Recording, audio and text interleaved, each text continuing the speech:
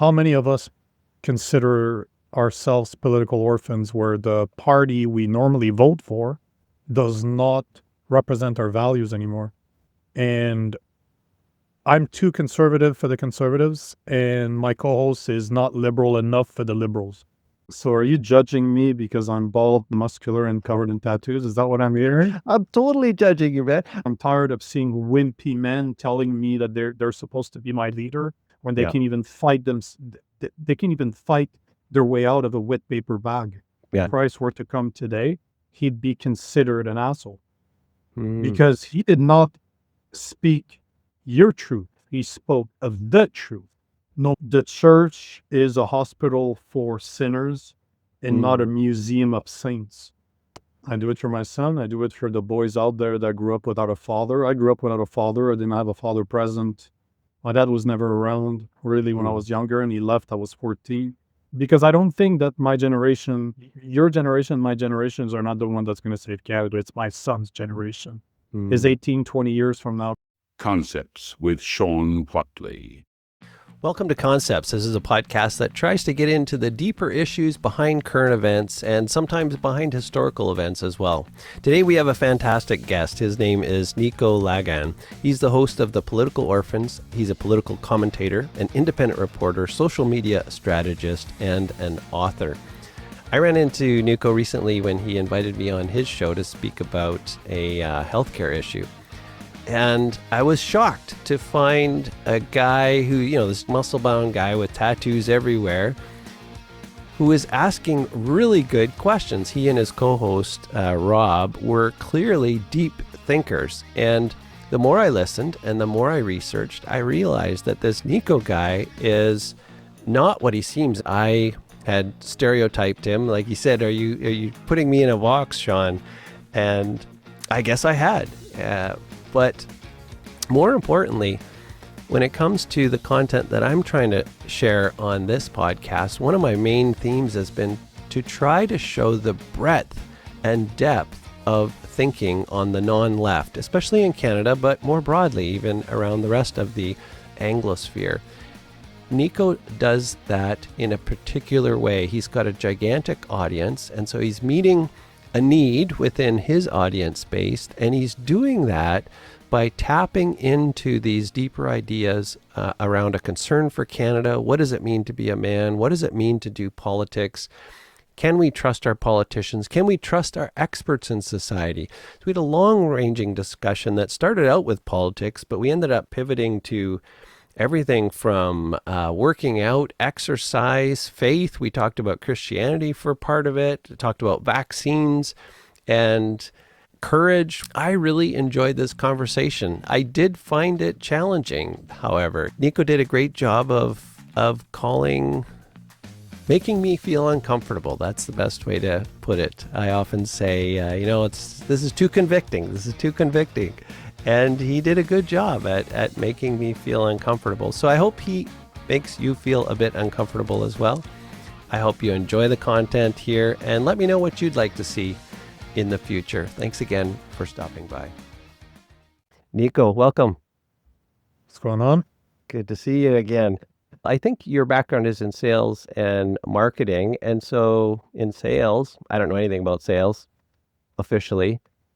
You're trying to meet a customer's need. So what need are you trying to meet on your podcast? I'm trying to fill the gap that our political parties in Canada have left. How many of us consider ourselves political orphans where the party we normally vote for does not represent our values anymore? And I'm too conservative for the conservatives, and my co-host is not liberal enough for the liberals. He's not, sorry, let me rephrase that. I'm too conservative for the conservative, and he's too liberal for the wokes.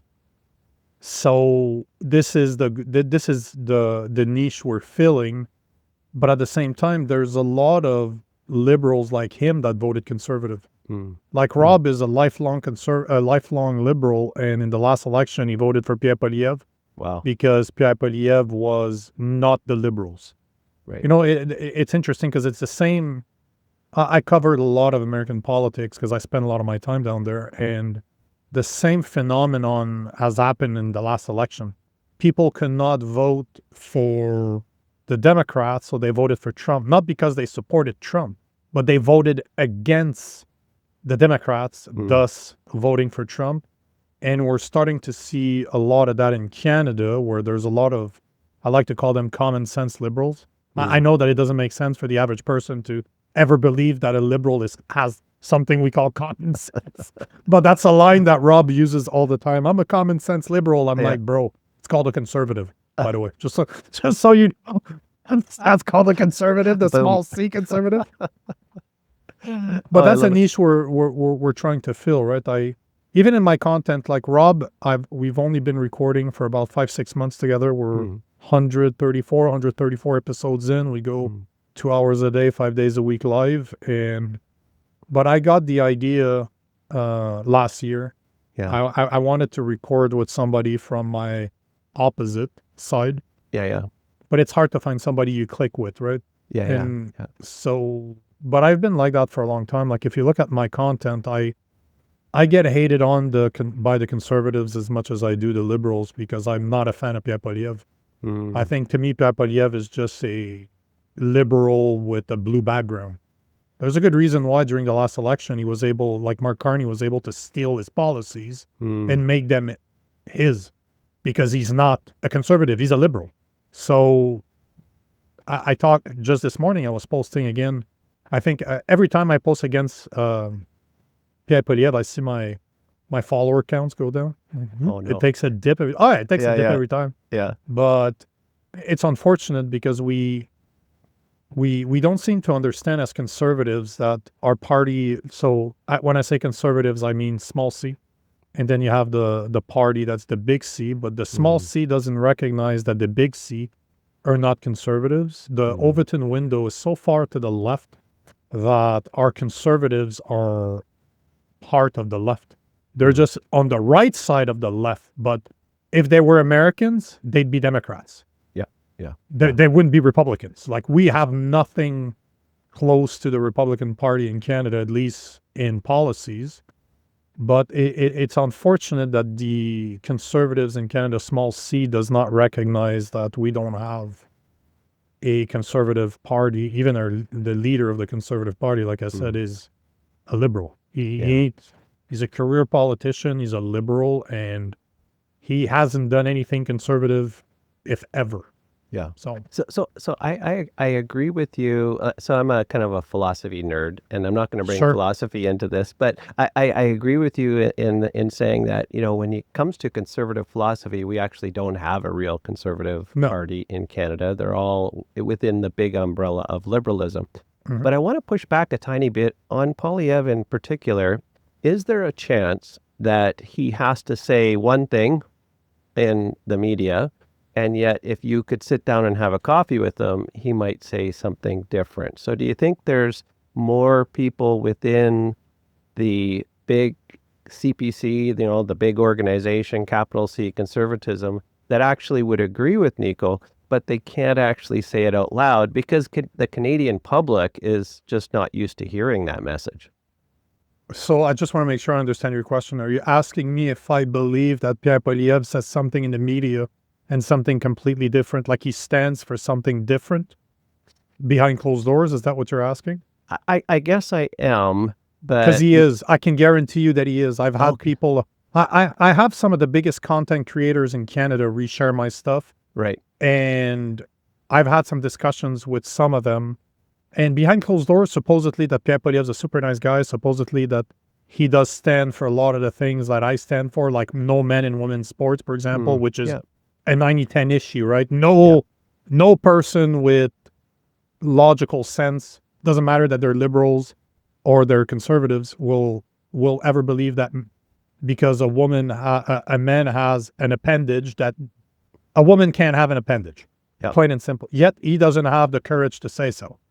So I know for a fact, I've been told by many people that now don't follow me anymore, that won't record content with me anymore, that he is not like that in real life. But that's what I call a hypocrite. Yeah. That's what I call a leader that has no courage. That's my biggest gripe with Pierre Poilievre. Yeah. I don't know the guy. I don't know how he is in real life, but what he shows is spineless. So And if I cannot encourage that.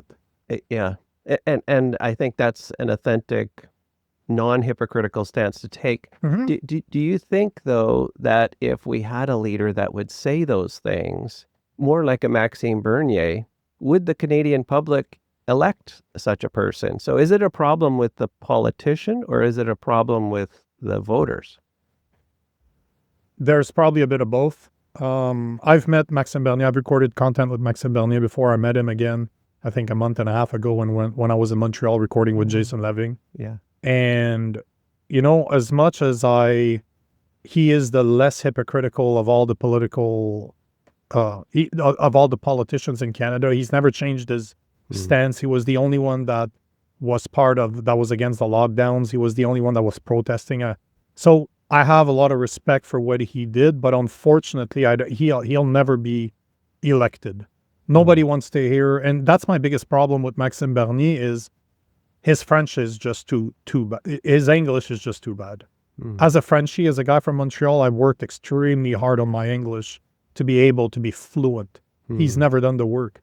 Like you listen to him speak and you know that the English people in this country will not vote for him But based on. they elected Chrétien. Yeah, but that was a long time ago. Yeah. That was a long time ago. And at the same time, he still had a better English than Maxime Bernier. Oh, wow. And I think the other problem with Maxime, at least my biggest problem with Maxime Bernier, is he's a lifelong politician. So he's no different than Pierre Poilievre, for example. And I'm not talking policies because they couldn't be any different from each other. Right. But there's a lot of people out there that don't like the political, lifelong politician. Yeah. Do you think a regular person could survive in politics though nowadays? It seems like your whole private life gets dragged through the coals and you're roasted in public. So it almost seems like you need I'm agreeing with what you're saying, by the way, but I'm trying to see it from the side of I kind of understand why you need these professional politicians to be able to survive politics. I don't like when people say things like you're saying, and nothing against you, but the whole problem with politics is politicians. It's the whole problem that public service is no longer a service. I'm a Christian. I serve others. That's what being a politician should be. It's about serving others. It is called public service. You're not supposed to get rich off of serving other people. It should cost you something. And I don't see it anymore. A guy like Pierre Poilievre is very rich. He has a lot of money and he's been in politics his whole life. He doesn't know what it is to work for real. He's never worked in the private sector. He doesn't know what it is to really be suffering. So it's very easy for him to make all the videos in the world where he looks kind of condescending, talking to people, saying that he's going to do this, he's going to do that, but he ain't hurting. He's not part of the 25% of Canadians right now that can't afford daily necessities, that are struggling. And that's as per the food bank. 1 out of 4 Canadians right now is suffering to a point where they're struggling to afford daily necessities. He's not one of them. He can't speak to those people. He's never been, I've been in situations just as a year and a half ago. I couldn't afford to eat anything more than rice and beans because I lost my career over COVID. And yes, it's a choice. It's 100% my choice that I took the choice to do what I did and I had no regrets. But at the same time, a guy like Pierre Poilievre has never suffered. And this is the biggest problem that we have in politics. Our politicians are so detached from regular people. They don't understand what it is to be regular people. They don't know us. They don't understand us, and they don't care. At the end of the day, I will never believe that they care about us. But to answer your question, it's going to take a guy like me. It's going to take a guy with balls that's just going to say, screw this noise, and is going to run on a real platform to say, you know what, I have skeletons in my closet just like anybody else, but I don't care. Who doesn't? Yeah. And this is the biggest problem that I have is you look at our politicians, they can't do no wrong. And even if they do, they will never admit to it. How refreshing would it be to see a politician just say, you know what, guys, I messed up. I dropped the ball on that one. But you know what? I'm sorry. I'm going to have to sit down and figure out what I did wrong, how I can be better. But as your leader, I'm going to take it on the chin. It's my fault. I messed up. I'll take responsibility for it. And you know what? I'll be better. It's okay not to know. Same thing. Like I was in front of customers for more than a decade selling high-end telecommunication services. And how many times have I told my customers, I don't know. I don't know. I'm the technical guy. I'm like, I don't know. But you know what? One thing I know is how to do research. So let me get back to you. I'll get back to you with the information you need. Yeah. But how refreshing would it be to have just a regular guy? Yeah. You look at a guy like Trump, for example, love him or hate him, he ain't a politician. That's why he was elected, because he's not a politician. Now, is he a billionaire? Is he part of the same club as all those people are? Yes, 100%. But I strongly, strongly believe that it is possible for just a commoner to just step up. And with the rise of social media, there's no reason why, if you understand marketing, social media is a great place to be for the next politicians, for the next people that are going to be serving the public and doing what we do right now, doing what Rob and I do every day. Yeah. So are there any politicians out there that you mentioned Trump, anyone in Canada that you could say, yeah, they're getting closer to what you're talking about? Maybe Danielle Smith or someone else? I like Danielle Smith, but once again, that's somebody that's been in politics for a very long time. And even before that, she was part of politics on radio. So but if I had to choose one in Canada, it'd be her. Yeah. If there's somebody in my opinion that's doing good, is her. But at the same time, you look on the federal level, I know for a fact that during the last election, it was disseminated through the Conservative Party not to do interviews, not to do podcasts, not to do anything that could make the party look bad. And that to me right there, what's the difference between that and censorship? Yeah. It is the definition of censorship. Yeah. So once again, this is the problem. We have two parties that are extremely identical. That one's in red, the other one's in blue. That all it took is to blame a guy to the south in order to win. That's all Mark Carney had to do. The same guy that has been the economic advisor to Trudeau since 2020, 2021, was able to show up and say, I will do something different. You're responsible. He is responsible for the economic policies that Trudeau's done. Trudeau was a puppet. That guy could not put two sentences together without sounding like Kamala Harris in the U.S. And yet, somehow, Carney is the breath of fresh air that we need. Yeah, no, absolutely not. So you said this on another podcast. You said the CBC during the election maybe it was election night, said, quote, we're a few seats away from a majority, end quote. So, and you said that, so I'm quoting you, quoting the CBC. Do you think the media, like the CBC, put Carney in power? They put liberal people in power, but at the same time, and this is something, just today we're talking about this on the show, where one of our commenters, because we do everything live and we take 50, 100 comment per show. Like we're always, the whole point is to be able to be able to change the show depending on what the commenters are saying. But one of the commenters was saying that because I was ripping into Pierre Poilievre regarding his immigration video that he released yesterday. And you know, the thing is we need to take accountability for our actions. And as much as you can blame CBC for being the propaganda arm of the Liberal Party, which I agree 100%, they're being funded at $1.4 billion a year. That's 75% of their budget. So they cannot survive without the Liberal Party. And they're the one under Trudeau that's starting doing that. I think it was in 2018.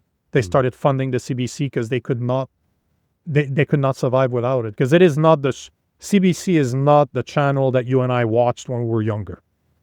There's nothing, they didn't talk about politics back then. It was really about Canadian heritage. This is not the case anymore.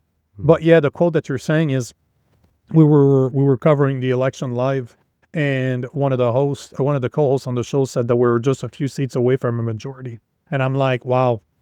And then you have the audacity of Carney this week of him saying that he will not work on bringing the news back to Instagram and Facebook through Meta because CBC is an unbiased source of news. I missed that.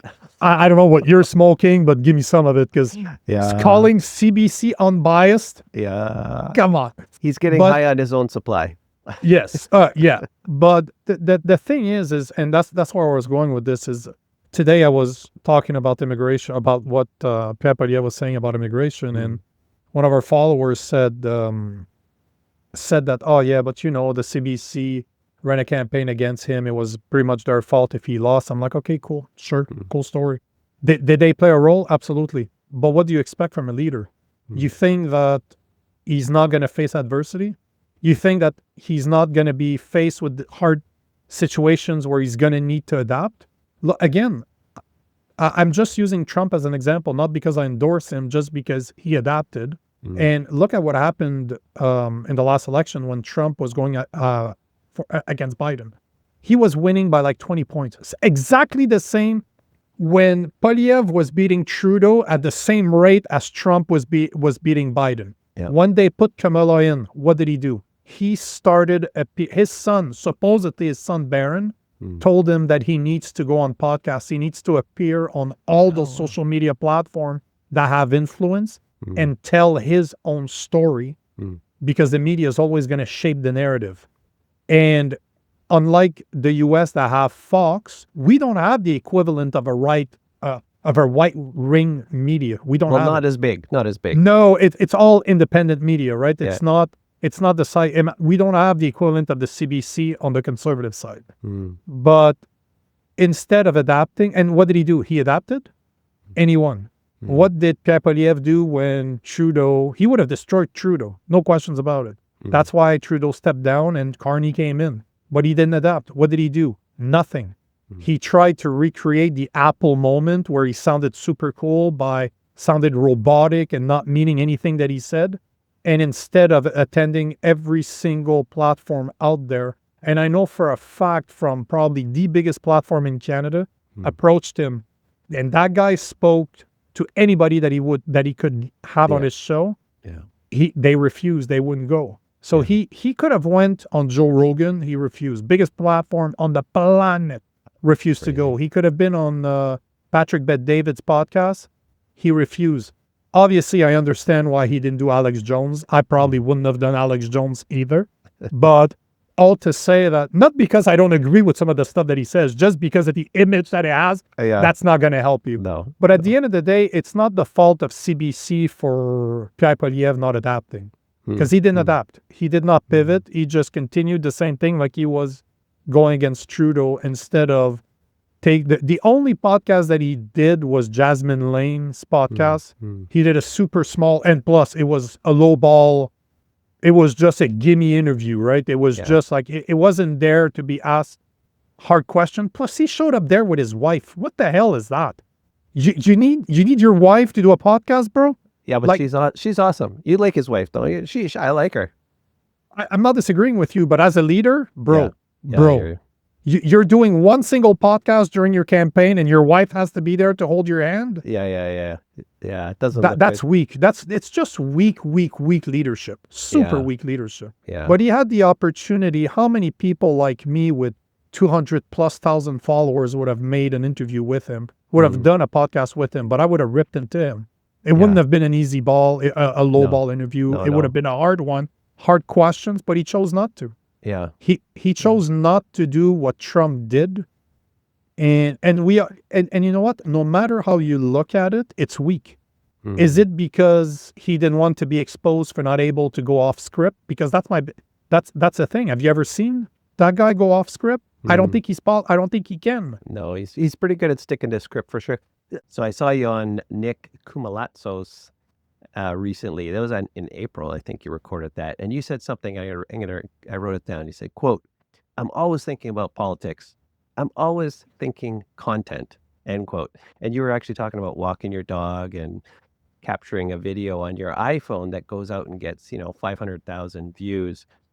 Why, or tell us, what happened to Nico to go from marketing sales professional? You had a full-time career, and now you're hardcore into politics, where you and Rob are reading 142 pages of legislation and saying things like, you got to show me your work. That's another quote you said on another podcast. And it doesn't seem to fit. I mean, we've got these muscle-bound, tattooed guys digging into hardcore political issues, but also the ideas behind the issues and events. So What's happened there? You must be a very rare bird, or are you typical of the average guy your age? So are you judging me because I'm bald, muscular, and covered in tattoos? Is that what I'm hearing? I'm totally judging you, man. I'm profiling you. I have totally profiled you. I would argue I probably have as much book as you do behind you. I know, It, I know.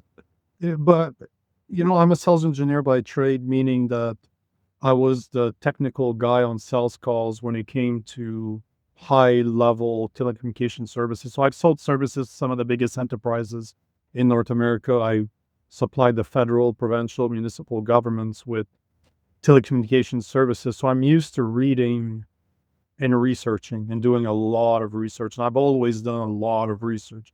Like one of those 2-hour episodes will at least take me 3 to 4 hours every day to Wow. just have the information ready and make sure. And that's on top of the information I already know. Yeah, it shows. It shows. But you have to, right? You like Rob likes to say that all the time, like show your work, show your work, show your work. And I agree with him. And it's the job of a citizen to do that. You should be informed. Because I lost my career over not taking the, No way. I'm gonna, yes, 100%. No So way. I was told by a bunch of obese individuals that I should do that for my health while I'm training 10 times a week, teaching martial arts after work, and I'm walking around 9% body fat, weighing all of my food with a scale. Wow. Yeah, sure. Sure. I need to be careful with my health, but Wow. it just, Wow. I sat down and I simply said, what are my transferable skills? And there's no difference between selling a service to a customer and selling your ideas to an audience. You're both selling yourself. At the end of the day, it's all about the person that's relaying the message. Yeah. Yeah. Because at the end of the day, I'm not inventing anything. I'm just noticing what's going on. I'm doing research and I'm trying to present it in a way that reflects what people like me. So that's why, let's say I make some videos walking my dog because that's something I do every day. I have to walk my dog. And I noticed that for some different platform, you need to create different type of videos. But how many people out there are consuming content and they're tired to consume content from mainstream media? They're tired of hearing from politicians. They're trying to find people that are more like them, that looks like them, that thinks like them, that talks like them. Yeah. So that they can understand what's going on. Because are you not tired of people always wearing? I used to wear a suit for about 12 years. I wear a suit every day. And I'm tired of seeing people in suits telling me what's better for me. I want to see guys in jeans. I want to see guys that are muscular. I'm tired of seeing wimpy men telling me that they're supposed to be my leader when they can even fight them. They can even fight their way out of a wet paper bag. Yeah. And that bothers me. I'm bothered by seeing guys that are sure they sound intellectual, but they look like wimps. They don't take care of themselves. They don't stand up for anything. They're not courageous. And they're scared to say the wrong things. I'm not scared to say the wrong things. I don't really care if I say something stupid or not. Because if I do, I can apologize. I'm a man. I'll take it on the chin. I'll apologize and we'll move on. But at the end of the day, people are tired of seeing politicians talk. They're tired of hearing people, because there's a lot of content creators, especially on the right, especially as conservatives, and I'm going to say conservative as the big C, not conservatives like me. They want to duplicate what's been done by mainstream media in order to build a platform when they should go completely the opposite way and just be themselves. I don't read off a teleprompter. My opinion right now is my own. I don't need a screen. I don't need notes to speak about what I'm speaking because this is what I truly believe. I don't need a group of people to approve my message and tell me, yes, you should do that, or no, you shouldn't do that. I can deal with the hate that's going to come after posting my opinion. And I think that's what people want. I think that people are tired of being told the same message over and over again, the same curated message with no substance. Yeah. So you're touching on two things, two of my themes that I keep returning to. One is reality. You can't deny reality. And so I always tell people I'm rural, but I'm not remote. And we have animals. That's my background growing up in Northern Ontario. And so I had to learn how to be civilized and behave in public, especially in a professional career. However, you also need to have courage. And I'll be the first to admit, I often lack that courage. My desire to be a people pleaser, and I see this in our politicians as well, the desire to please your public, to please an audience, makes you compromise on the courage side. So where's that sweet spot where you can be courageous and in touch with reality? So you're doing it for your audience. How can we amplify what you're doing to the whole of Canada? I'm not doing it for my audience. I'm doing it because God wants me to do it. I'm a Oh, Christian first and foremost. And that's why I was just grabbing one of my books, because I have a book that's off next to my desk. yeah. And one of my favorite parts of the book, it says not to be a people pleaser. Do not Yeah. sell your soul for people's approval. Telling the truth in love is the only thing that can save people. You are Mm, responsible for the truth you know and for all truth that is available to you. Give it to people as medicine. Those who know the truth and hide it, change it, or withhold it will be accountable to me, as in yeah. accountable to me as God. So Yeah. the name of that paragraph is The Watchman's Trumpet. So this Mm, is something that I tell myself every single day. Do not mm, say things to please others. I expect one day I will meet my maker and I want to be able to explain to him mm, why I did what I did. mm, And I am a follower of Jesus Christ, and if Jesus mhm, Christ were to come today, he'd be considered an asshole mm, because he did not speak your truth. He spoke of the truth. No yeah. matter how your feelings, no matter how you felt about it, it did not matter to him. But he Mm, did it out of love. I yeah. try to duplicate what he's saying. I'm not comparing myself to him in any way, shape, or form, Mm, but I am trying to do what he did into telling the truth, no matter what the consequences are.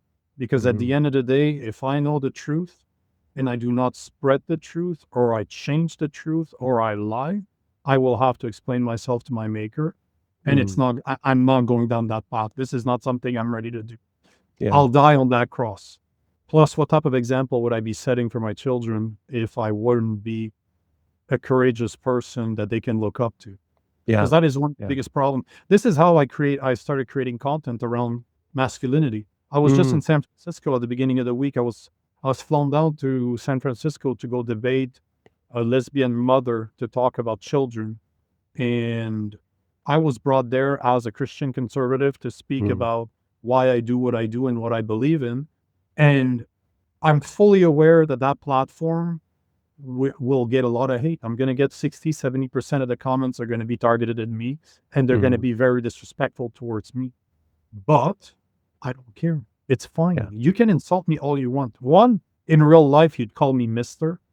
You Mm, wouldn't have the balls to say those things in real life because I'm a big guy and mm, I have big presence, right? But I'm fully aware of the type of people that will disrespect me online, but it's sure. fine. Because at the end of the day, it's not me that you're going after. You're going after yourself. It's too hard for yourself to look in the mirror and I'm the problem. He might be right than it is to just insult me. So, but that's the role I'm supposed to play.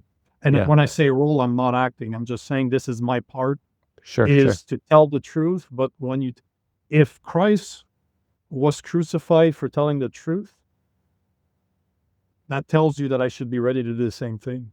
Yeah, no, listen, man, I'm gonna have to hit stop because you're making me feel so guilty here. Because I, you know, I'm a believer, I'm a Christian, but I generally don't say that out loud. And part of my rationalization for not saying it out loud is I think, well, I don't want to be a bad example of what it means to be a Christian. So I wonder have you ever reflected on your um your Christianity and your roots as a French Canadian. So French Canadians are, and I've had a few French guys on the show. Got a one coming up in September. He says, "You guys in Anglo Canada, what's your problem? Why don't you fight for your culture? Why don't you stand up and defend? Like you're based on a Christian civilization, and you call yourselves Christian."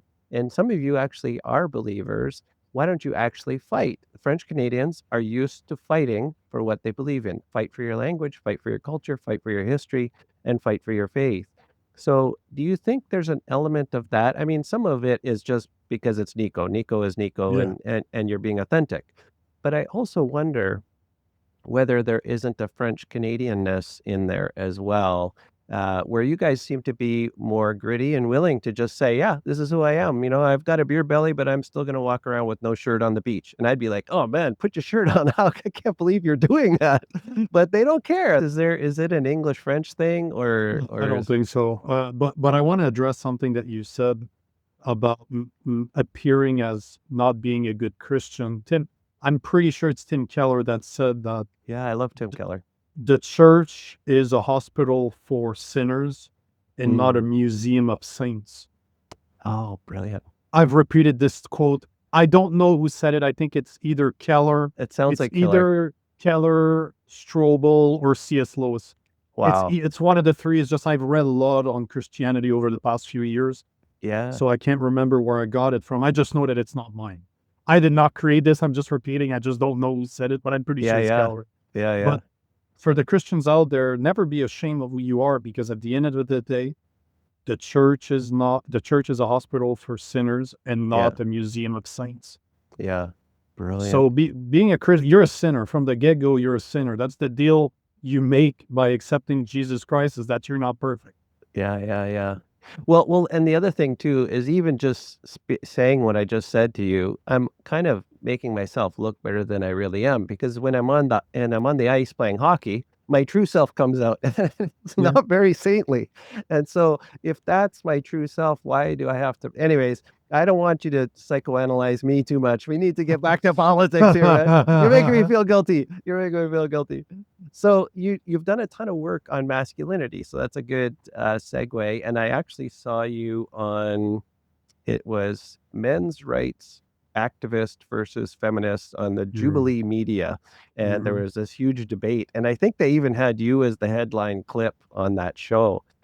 So, you, what are you doing this for, man? You have a death wish, or?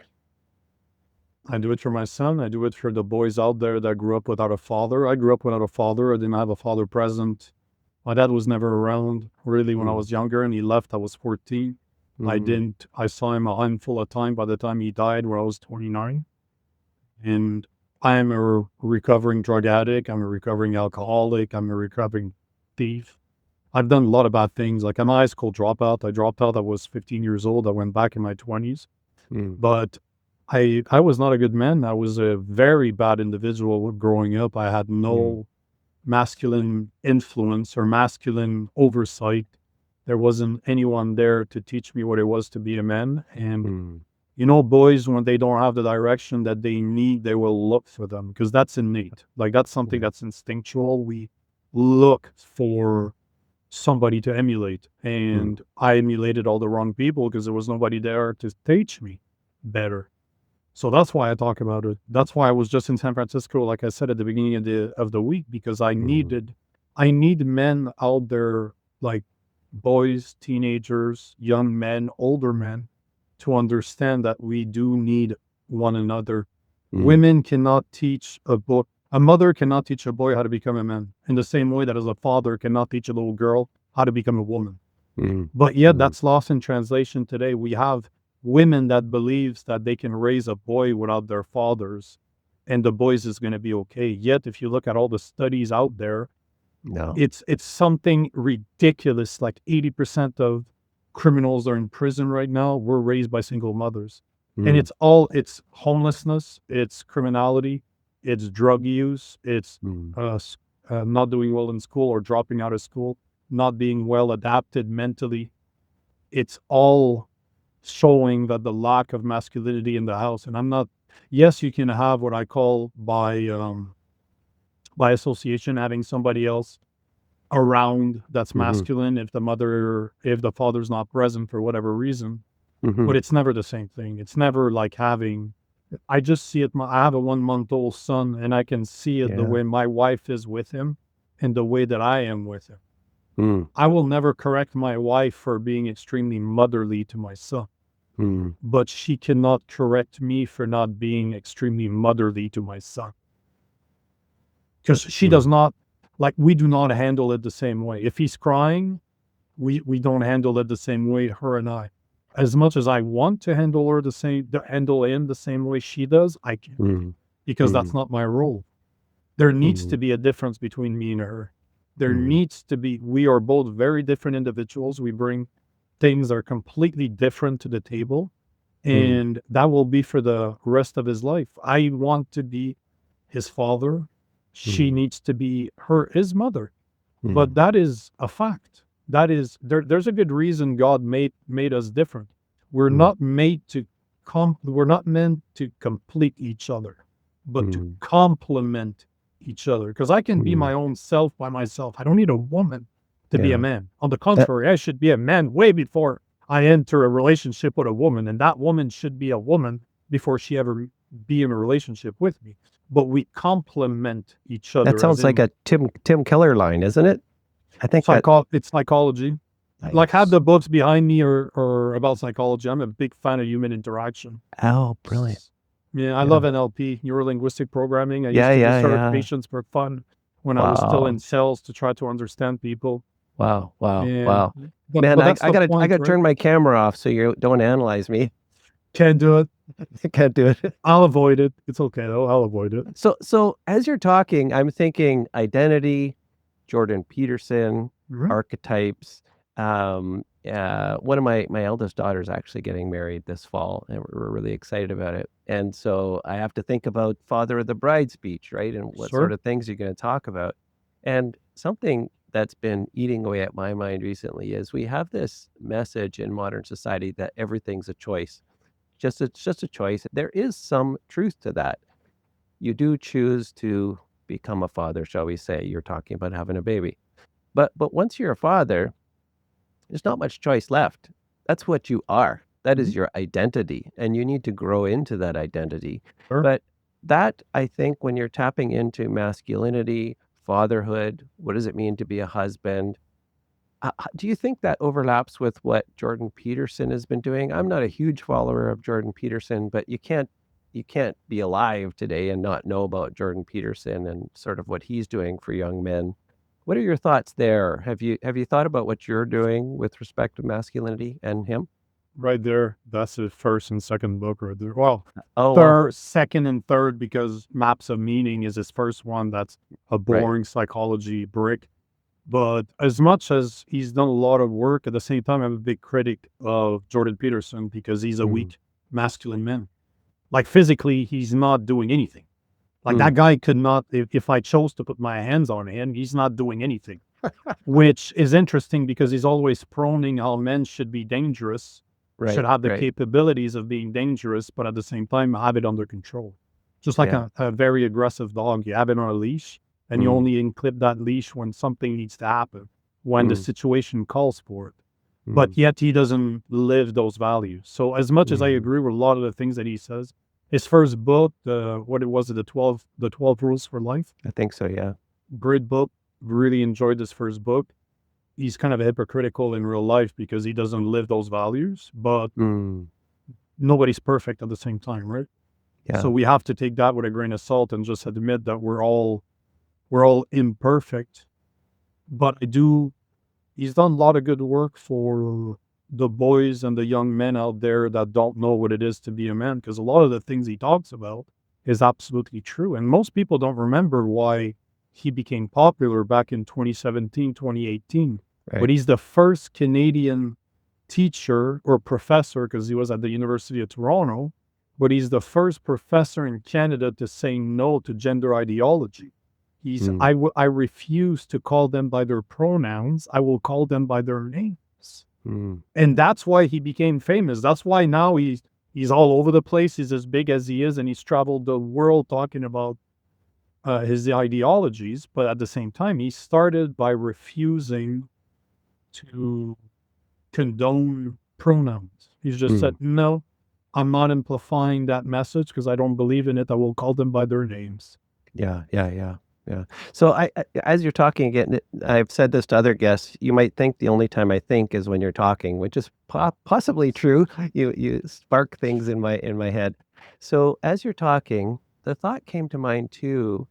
My roots are rural roots, again, Northern Ontario, and the difference between an urban mindset and a rural mindset, and some of the things you're talking about being strong, being capable, being willing to respond in an emergency situation, are speaking to what a previous guest, I haven't even posted yet, refers to as a rural mindset. And it's a Mhm. rural mindset that is shaped by Canadian winters.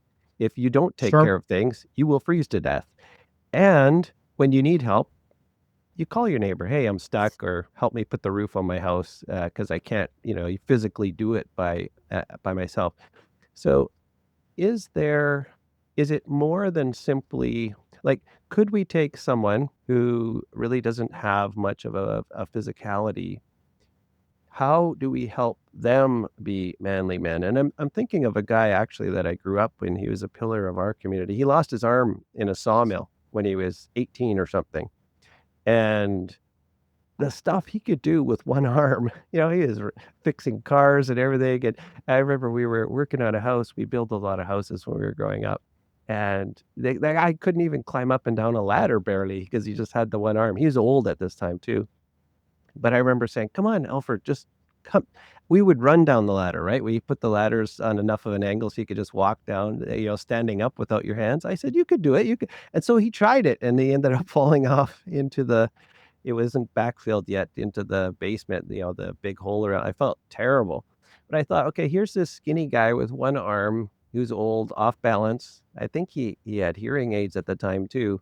And yet he's got courage to go out and do what needed to be done. Thank God he didn't break his other arm or his leg. So, does your definition or vision of masculinity incorporate guys like that? What are your thoughts there? Because at some point, your shoulders are going to give out, right? If you do a lot of benching, your shoulders are going to give out. You're going to have to do something different. So, where does your mind go with those kind of comments? You know, the gym is, I only go to the gym because I can't do martial arts. I don't have the time to do martial arts. So a lot of the guys, because it's funny what you're saying, because being muscular has nothing to do with being a powerful man. Mm, I was 145 pounds when I discovered the gym in my wow. 20s. I'm literally 90 pounds heavier than I was when I first started right now. Wow. But even but I was fighting until I think my last fight was about 10 years ago, and I Mm, fought at 165.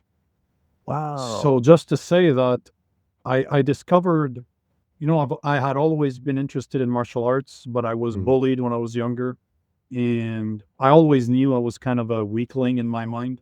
Like, mm, when you're being bullied, you're being attacked, you're being punched, you're being, uh, yeah, attacked is probably the best term. You're being attacked and you're a coward because you mm, didn't do anything. You just froze. I knew that. So for mm, years, I carried that in my head. mm, And when I went back to school in my 20s, I discovered the gym and then I started gaining weight at the gym, but I started doing martial arts because I knew deep down that I was a coward. So mm, within a year or two, I was fighting.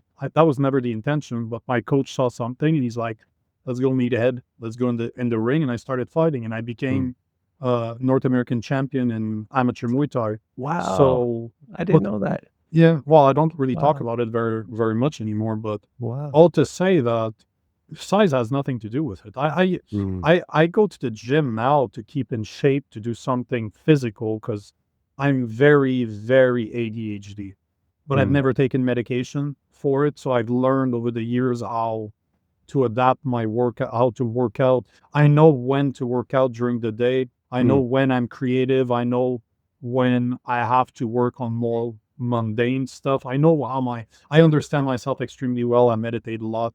So I mm, understand the type of individual that I am. But all to say that I only hit the gym because I don't have time. I can go whenever I want. mm, So mm, I'm not set to a schedule like going 6 to 7 o'clock at night, and that's where I train. But I see that all the time at the gym. The gym that I go at in Montreal is probably the best gym I've ever seen in North America. But there's a lot of big guys. There's a lot of big guys that compete. There's a lot of bodybuilders. There's a lot of people on the sauce, right? Mm-hmm. And I shadow box after all of my trainings. Mm. So and people look at me like, what the hell's going on with that guy? Because I'm 235 right now, but I still move like I'm 175, and I can Mm. high kick you in the head, right? Mm. So as a big guy, people are just like, what? They're not used to see big guys move. No. And I had a guy from the military the other day stop me. He's just like, this is why people should work out, to do what you're doing right now. Wow. And this is the thing. I see a lot of guys at the gym that do not do workouts that are useful. It's all Mm. about having big muscles, but big Mm. muscles have a very big need in oxygen. Mm. So those guys can only try to fight for 5-10 seconds, and then they're not going to have any cardio anymore, because that's not what they train for. So going to the gym doesn't make you a man. Mm. And on the contrary, I would love to see the studies, but I would argue that going to the gym makes you more of an idiot if you don't apply it into something that's real. If you think that going to the gym really serves a purpose, if you're just trying to be big and muscular, you're lying to yourself. That's not what the gym is meant for. You're Mm. supposed to work on certain things to make yourself stronger, to make yourself faster, to make yourself build your body in a way that it represents what you want to use it. I want to make sure, working out, they say that as you grow old, the two most important things for an individual is balance and grip. Because as you grow older, it's harder, it's easier, your balance will go away. So what do you need? Strength. You need strength in your hands to be able to grab something that will save you from falling, breaking a hip, breaking an arm, breaking whatever you could break, because your body doesn't recuperate as much, right? So those are all the things I have in mind. Like, I work out to serve a purpose, not just to be big, not just to be muscular. That's never the intent. I want to be able to move like I was 165 pounds, but punch and kick like I'm 230 pounds. Yeah, you still need to be able to run faster than your kids, right? So you got about another 10, 15 years to make sure you're quick. The goal is never to be the fastest, it's just not to be last. Yes. That's right. That's right. I love it. Yeah, I just need to outrun the slowest. That's it. That's all I have to do. That's right. Yeah. Oh man, that's funny. But it's Okay. for the head, though, right? At the end of the day, I work out because it's good for. I believe in the connection between the mind, body, and spirit. And I come from a super small town. Like, I grew up in a town that probably had less than 1,000 people in it. Oh So wow. I grew up in a super small town, and during COVID, I actually left the city because I lived alone back then. I had a log house. Like, it was just on Airbnb. It was just an investment house. But I had a log house, top of a mountain, middle of nowhere, overlooking a Wow. lake, and I was always renting it. But when COVID happened and we got locked down, I just moved to my house. I got rid of my place in Montreal, and I lived in the woods for 2.5 years. A year and a half of Nice. that was alone with my German Shepherd. Wow. And I understand what you said earlier, coming from a small town. I miss that. I miss being away from civilization. I miss being able to sit outside with no noise pollution. I miss not seeing the stars every night. So, but working out, I was at the top of a mountain, so behind me was a massive ledge, and the trees had grown so high that they would hide my view of the lakes that was below. So I could have taken a chainsaw, but I probably chopped about 40, 50 trees by hand with an axe. Wow. Just go an hour a day, just chop the trees. Yeah. It was during a time where, because I didn't have the medicine, I cannot go anywhere. So I built myself a Yeah. gym, and I was working out outside.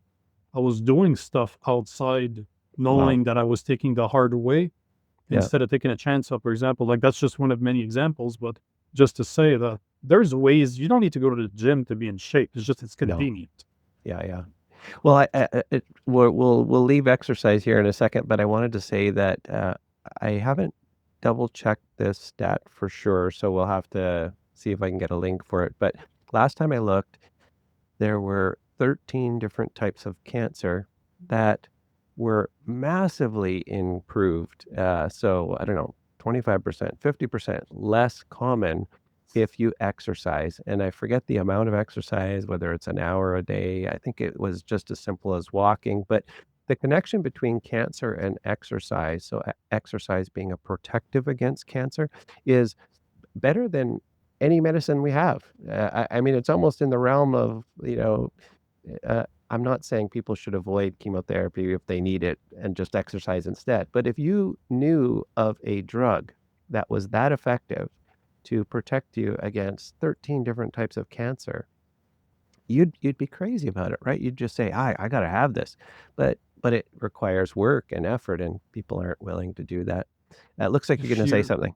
Well, what I was going to say is that there was I remember there was a study, I can't remember which university it came out of, but the professor was in phys ed and he actually asked the students something like basketball, something as simple as playing basketball. And he asked them, he's like, over the summer, I'm gonna separate the class into 3 groups. The first group, I want you guys to practice 10 minutes a day. Just shoot the hoop. Just do what we're doing here. Just shoot 10 minutes a day. And then when you come back, we'll reevaluate if you got better, you got worse, what happened.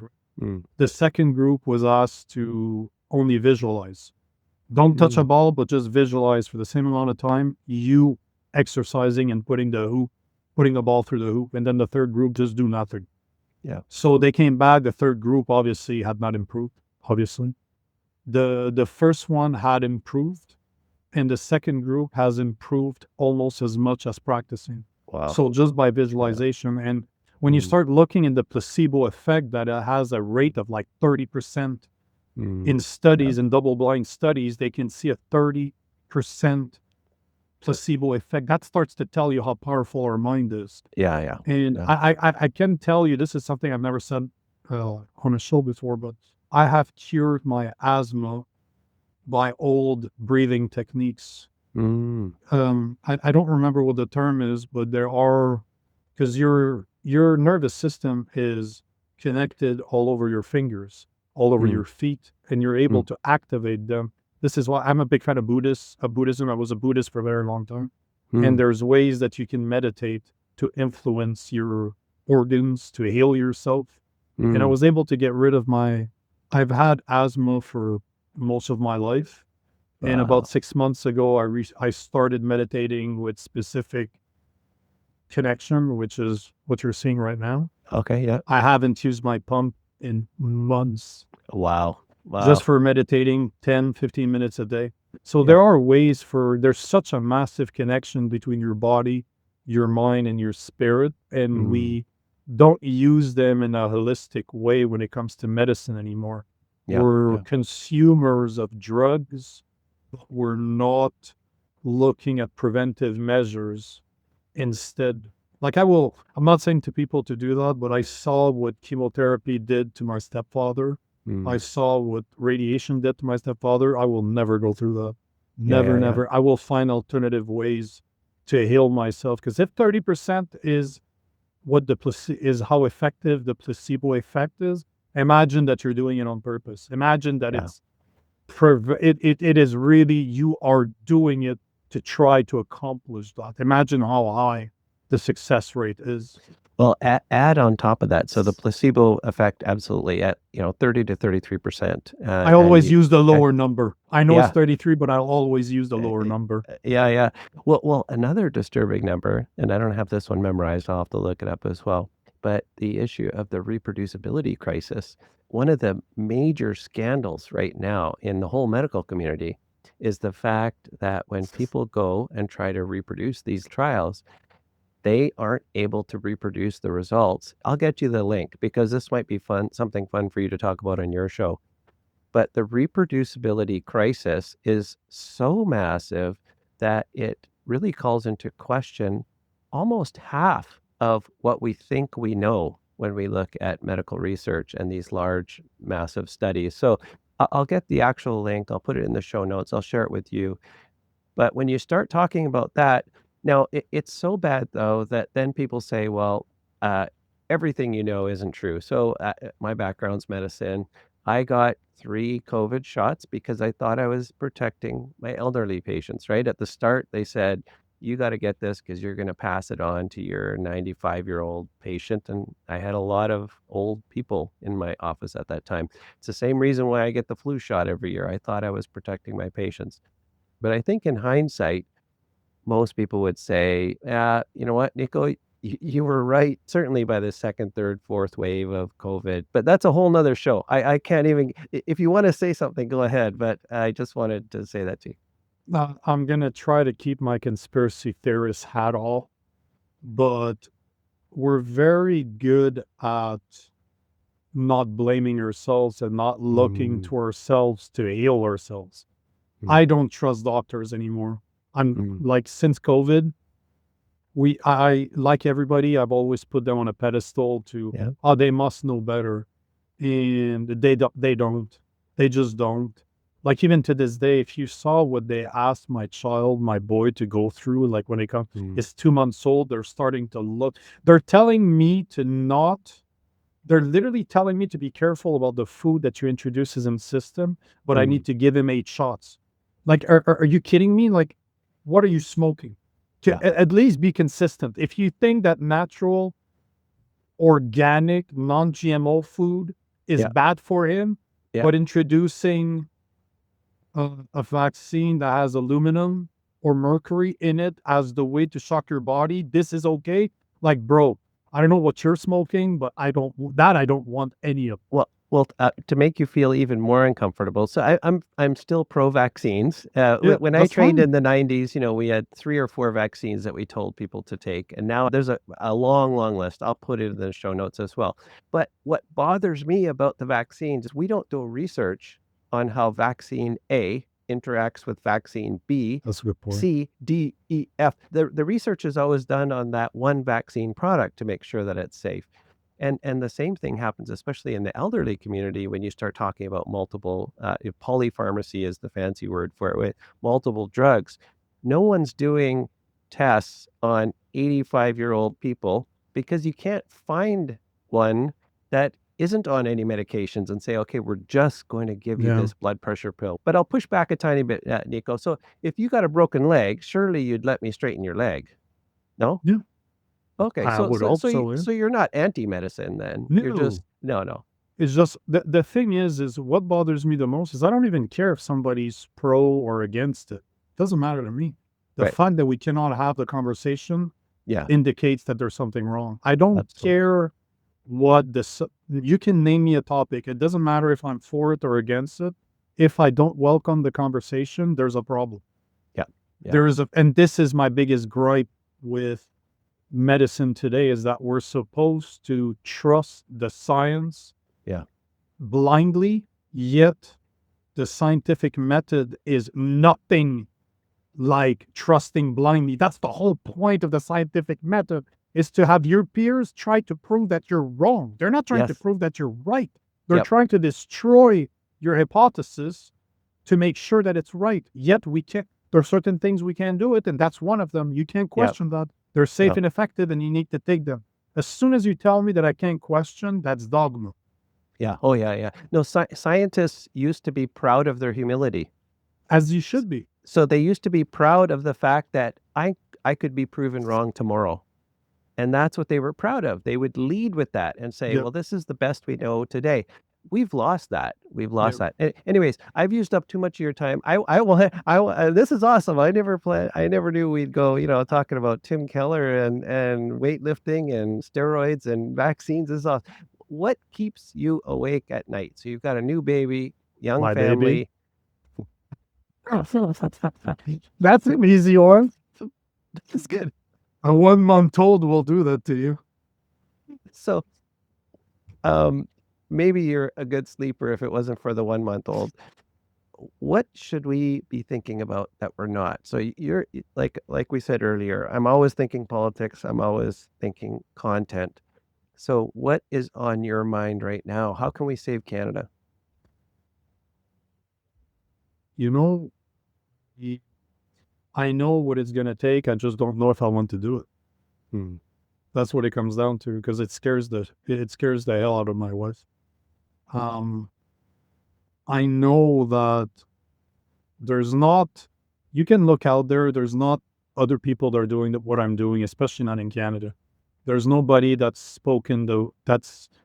self-educated the way that I am, that will stand up for what I believe in the way that I do, that looks, speak, and is courageous the way that I am anywhere in politics. And I don't want to go into politics, but I think that one day I might. Not because I want to, but because it's not about me. And I think this is what it's going to take, is just people like me to start showing up, and instead of expecting others to do it, to just do it. Yeah. Because I don't think that my generation, your generation, my generations are not the one that's going to save Canada. It's my son's generation. Is 18, 20 years from now, because it's going to get worse. If you believe in the Fort Turning theory, that that can be explained by hard times create hard men create good times create weak men create hard times. That's an 80 to 100-year cycle, to 120-year cycle, sorry. And the last hard men were in the Second World War that ended in 1945. So we're bang on the 80-year mark right now. So we're really starting to see Canada going down the drain. So I think it's going to continue happening for a little while, because the Conservatives are clearly not doing anything about it. They're just trying. They went from O'Toole to Andrew Scheer to Pierre Poilievre, so they go weaker and weaker and weaker, and they expect us to follow them into battle, which I cannot follow weak men into battle, and I will not vote for them either. But this is, I think I need to just show guys like my son that you need to stand up for something. You need to be able to take the hit. And I think that's what the average person needs to start doing, because God calls us to be leaders. It doesn't matter that it's on the family level. As a man, we're supposed to lead our families. Yeah. We're so focused on the federal level. We're always focused on the country level or on the world stage, and we forget that a country is just a bunch of communities put together. It's all a bunch of municipalities put together. So if you really want to change the world, change where you live, where it impacts you every single day of your life. One of my old friends used to tell me he would never vote in the federal election because it's too high level. It doesn't change his life. But he knew all the mayors. He knew who worked for the mayors. He knew the school boards. He knew everybody on the municipal level, who was elected, what was their stance, what did they believe in. And that's what people out there can do. You don't need to do like me and reach millions of people every month in order to have your voice heard. You can make sure that you know who's on your school board, who's teaching your children, who's taking those decisions, who's your mayor, what do they stand for, who are they as individual, who are the people on your community levels that are changing your community, who's responsible, who are the people organizing, who are the people trying to make it a better place. Get involved on that level.